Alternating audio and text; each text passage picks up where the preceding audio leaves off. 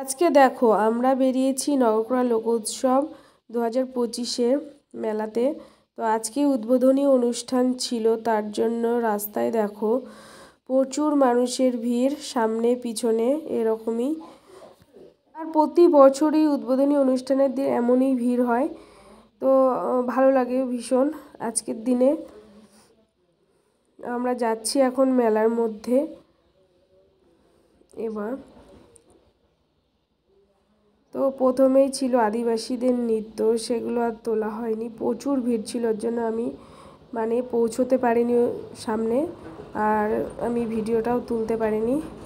আর দেখো এখানে এই যে পিছনে সব রন পায়ের সাহায্যে হাঁটছে, আর এক একজন এক এক ধরনের সেজে আছে। এই যে তো ভীষণ ভিড় ছিল, ওর জন্য আমি সব কিছু ভিডিও তুলতে পারিনি। আর সঙ্গে আমার ছেলেও ছিল, ওর জন্য ভিড়ের মধ্যে বেশি যায়নি। আর এখানে দেখো শিব আর মা কালী সেজে নাচছে। আর এই যে মহাদেবের চেলারা বেশি নাচছে এখানে। এই যে ছাই মেখে শিব নাচ শুরু করে দিয়েছে,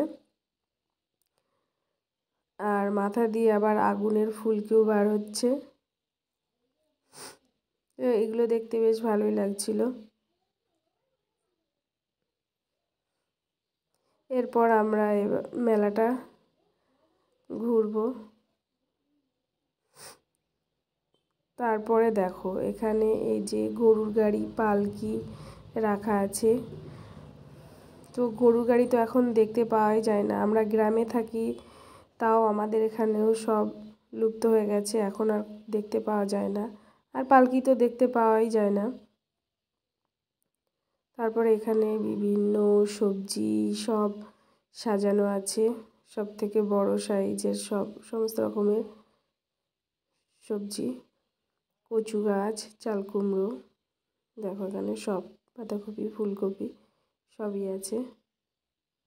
আর ভীষণ বড় বড় লাউও ছিল, লাউ কুমড়ো।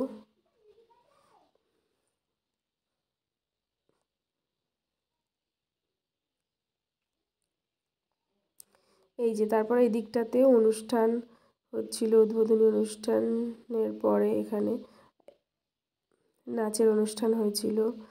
তারপর আমরা একটু মেলা ঘুরে নিচ্ছি। এই যে আমার ছেলে, ও গাড়ি কিনবে বলে গাড়ি পছন্দ করছে, ও কিনেছিল একটা থার। তারপরে আমরা বেশিক্ষণ থাকিনি মেলায়, ফুচকা খেয়েই চলে এসেছিলাম বাড়িতে। তো দেখা হচ্ছে পরে আরেকটি ভিডিও। টাটা।